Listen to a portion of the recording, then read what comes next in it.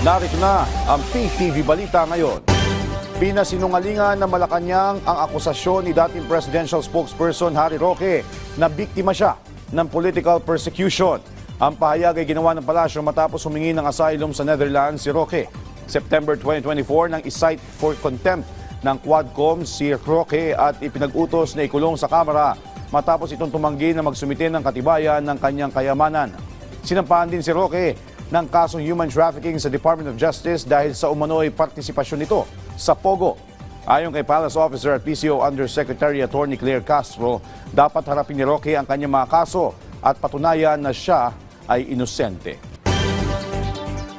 Sa ibang balita, kaso ng African Swine Fever sa bansa bumaba na nitong Pebrero. Ayon sa datos ng Department of Agriculture, Bureau of Animal Industry, nasa 66 na lang ang kaso ng ASF mula sa 68 barangay. Ang mga barangay na ito ay matatagpuan sa Cordillera Administrative Region, Ilocos, Central Luzon, Calabarzon, Mimaropa, Bicol, Central at Caraga.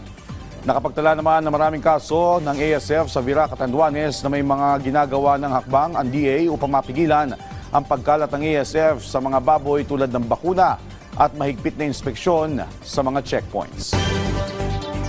At yan ang mga balita sa oras na ito. Para sa iba pang updates, follow at ilike kami sa aming social media platform sa @PTVPH. Ako po si Joshua Garcia para sa Pambansang TV sa Bagong Pilipinas.